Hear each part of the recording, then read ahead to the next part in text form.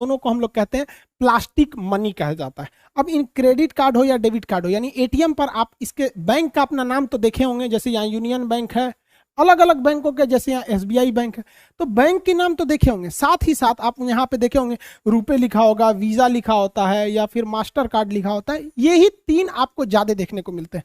जैसे 50% market capture किया हुआ है वीजा, 30% करके रखा है मास्टर कार्ड और 20% करके रखा है आपका ये रुपए कार्ड। हालांकि रुपए अब देखिएगा तो रुपए का भी प्रचलन बढ़ गया, लेकिन ये बहुत ज्यादा जबरदस्त यूज में होते हैं। आखिर ये क्या चीज है सब, तो समझिए क्या चीज। शुरुआत में जब बैंक एटीएम कार्ड को इंट्रोड्यूस किया गया था, तो जिस बैंक का एटीएम है, जैसे आईसीआईसीआई का एटीएम है, तो आप आईसीआईसीआई के ही एटीएम मशीन से आप पैसा निकाल सकते थे पहले। अब ना ऐसा हो गया कि किसी भी बैंक का एटीएम है, किसी भी बैंक के एटीएम में घुसाड़ दो, लेकिन पहले ऐसा नहीं था। पहले जिस बैंक का एटीएम है उसी बैंक में वो काम करता था। लेकिन जैसे जैसे पॉपुलेशन बढ़ा, लोगों को बैंक से जोड़ा गया, जनधन योजना में तो पूरा लोगों को बैंक से जोड़ने की बहुत अच्छी कोशिश थी। तो जब बैंक में बहुत भीड़ बढ़ने लगा तो पता चला किसी को इमरजेंसी में जरूरत है, उसके पास एसबीआई के एटीएम देख रहा है, एचडीएफसी में तो निकलबे नहीं करेगा। तो ऐसा पहले सिस्टम था, मतलब एकदम शुरुआती दौर में जब एटीएम की नई नई खोज थी। तो ऐसा होता क्यों था, देखिए ध्यान से। मान के चलिए कि किसी का एसबीआई में खाता है, मान के मेरा एसबीआई में खाता है सपोज, और हम चले गए एटीएम पैसा निकालने पंजाब बैंक से, तो उसमें एटीएम कार्ड घुसाएंगे तो उसको क्या पता कि हम कौन है। हमने खाता एसबीआई में खुलवाया है, तो मेरा नाम, date of birth, mobile number, मेरे अकाउंट में कितना पैसा है, ओटीपी वगैरह सब एसबीआई को पता है। कार्ड एसबीआई ने दिया, हम उसको कोच देंगे, उसको पता नहीं, मशीन कहेगा कौन हो भाई, हम नहीं पहचानते हैं तुमको, पता ही नहीं चलता था। क्यों? क्योंकि ये बैंक वाले एक ही रास्ता है कि ये डाटा अपना सारा सामान पीएनबी को बताए, अलग अलग बैंकों को दे, मतलब सारे बैंक अपने ग्राहकों के बारे में जानकारी सबको बता दे यहाँ पर। इससे तभी तो पैसे निकल सकता था वहां पर। इससे एक घाटा क्या होता था कि हर बैंक दूसरे बैंक के कस्टमर को चाहेगा फोड़ ले, क्योंकि अगर उसको डाटा पता चल जाएगा, अब मान के चलिए आईसीआईसीआई को पता चला गया एसबीआई में 100 सबसे अमीर आदमी, पता चल जाएगा किसका पैसा, तो उसको फोन करेगा, सर हम आपको ज्यादा सुविधा देंगे, है कि नहीं। तो उसको डिस्टर्ब करने लगे, नहीं देखते फोन करके कहेंगे सर नमस्कार मैं जहरीली बोल रही हूँ आईसीआईसीआई बैंक से, क्या मैं आपको काट लूं, तो आप कहेंगे नहीं मत काटिए। सोचो दिन भर फोन करके परेशान करते रहता है सर। तो बैंक अपना डाटा दूसरे को नहीं देना चाहता है, अब जब देंगे नहीं तो पैसा निकाले देगा कैसे। तो इसी में काम आता है कार्ड नेटवर्क। कार्ड नेटवर्क क्या है समझिए ध्यान से। अलग अलग बैंक है, मान के चलिए यहाँ पीएनबी है, यहाँ एसबीआई है, आईसीआईसीआई है, तो जितने भी बैंक है इन ये आपको एटीएम देते हैं, तो उस बैंक को कहते हैं कार्ड इशूअर। अब इसमें कार्ड इशूअर में क्या होते हैं, बैंक होते हैं। तो हर बैंक में, जैसे मेरा खाता मान के चलिए यहाँ पे एसबीआई में है, तो मेरी जानकारी एसबीआई के पास है, तो एसबीआई क्या करेगा, कार्ड नेटवर्क को मेरी सारी जानकारी दे देगा।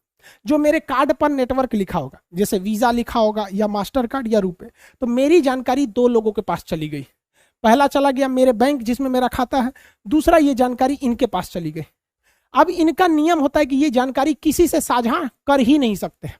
अब क्या होगा कि मान के चलिए मेरा एसबीआई में पैसा था, हम चले गए आपका सेंट्रल बैंक ऑफ इंडिया में से पैसा निकालने के लिए, तो सेंट्रल बैंक ऑफ इंडिया को मेरे बारे में पता ही नहीं है और वो डायरेक्ट एसबीआई से पूछ नहीं सकता है, और पूछेगा भी तो एसबीआई इनको बताएगा नहीं, कहेगा मना कर देगा, तुम भड़का लेगा मेरा कस्टमर।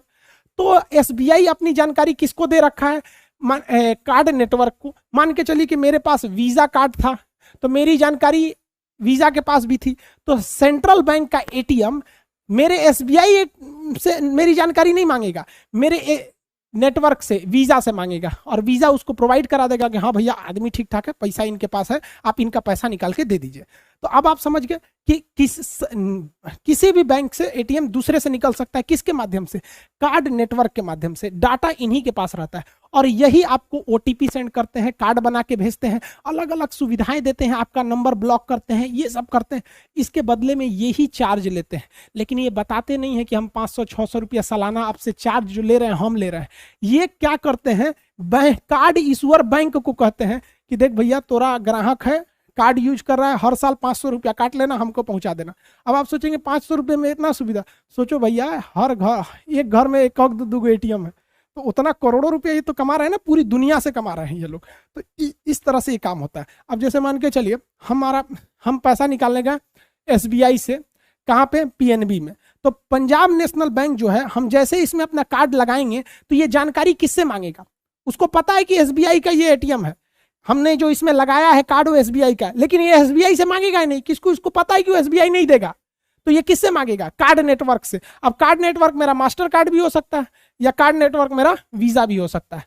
अब ये वीजा से कहेगा कि पता करो तो किस अकाउंट में, तो कहा हाँ हाँ हमको पता है, एसबीआई में इनका अकाउंट नंबर है फला फला फला, तुम सेव नहीं करना, एटीएम कार्ड, एटीएम मशीन किसी के डाटा को सेव नहीं कर सकती है, तो ये इसको बताएगा, पैसा निकल जाएगा यहाँ पर। समझ में गया कि नहीं?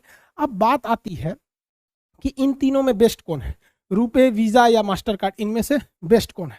तो देखिए ये यूएस की कंपनी है, भारत में ये 50% मार्केट कैप्चर की हुई है। ये भी यूएस की कंपनी है, भारत में ये लगभग 30% मार्केट कैप्चर की है।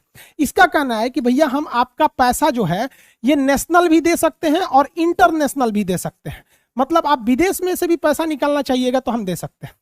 समझ में आ गया कि नहीं? अब जबकि भारत ने अपना रुपे कार्ड बनाया, ये शुरुआत में केवल इंडिया में चल रहा था, लेकिन रुपे कार्ड में भी एक प्लेटिनम कार्ड होता है रुपे का ही, वो इंटरनेशनल भी चलता है। तो अब ये तीनों इंटरनेशनल करते हैं, लेकिन वीजा ले लेंगे तो ये इंटरनेशनल चलाएगा ही चलाएगा, मास्टर कार्ड लेंगे तो इंटरनेशनल चलाएगा ही चलाएगा, लेकिन रुपए लीजिएगा तो आपको स्पेशल कहना पड़ेगा कि हमको इंटरनेशनल भी काम है, हमको रुपए का प्लेटिनम दे दीजिए। अब लोगों के माइंड में, भारत के लोग में ना शो ऑफ करने की क्षमता बहुत ज्यादा होती है। देखिएगा कोई कार खरीदेगा ना तो कहीं जाएगा बैठने के लिए तो कार का चाबी टेबल पे रख देगा, वो ये नहीं बताएगा कि हम कार से ले हैं, चाबिया दिखाएगा बड़ा कार कि हमारे लगे कार है, लोग समझ आ गया कि नहीं आ गया? बस यही हो जाता है। अरे भैया किसी के अकाउंट में 25,000 रुपया है और कहता है हमको वीजा कार्ड चाहिए, रुपए नहीं, 25,000 रुपया लेके तू लंदन ना जी तो घूमे ससुर यहाँ पे क्या काम है उसको? हिंदुस्तान में जितना वीजा कार्ड यूज होता है उसका 90% लोग विदेश कभी नहीं जाते हैं, लेकिन ना उनको वीजा चाहिए यहाँ पर। अरे भाई वीजा आप लीजिएगा तो हर साल 500 रुपया लेगा, लेके जाएगा अमेरिका, लेके रखिए ना रुपए कार्ड, और आपको बहुत शौक है तो रुपये आप ले लीजिए, कहिए हमको प्लेटिनम दीजिए, हमारा दिल्ली जाना रहता है, न्यूयॉर्क, बैंकॉक, सिंगापुर घूमते रहिए यहाँ पर। तो भाई स्वदेशी बनिए, हाथ जोड़ते हैं, हमारा देश है, हम ही लोग इसे आगे बढ़ा सकते हैं। हम लोग अपने, चाइना वाले कभी यूज नहीं करते इस सब का, उनका अपना पेमेंट गेटवे वो लोग यूज करते हैं। तो आप लोग भी भैया रुपए यूज कीजिए, दिखावे में मत रहिए, दिखावे से कुछ नहीं होता। सच्चाई छुप नहीं सकती बनावट के उसूलों से, कि खुशबू आ नहीं सकती कभी कागज के फूलों से। तो अपने आप को शो ऑफ मत कीजिए, सिंहासन पे बैठने की कोशिश नहीं कीजिए, खुद राजा बनिए, जहां बैठेंगे वहीं सिंहासन आ जाएगा। लोग वीजा चाहिए यहाँ पर। तो इन तीनों में अंतर समझ में आ गया? अब समझिए ये विदेशी कंपनी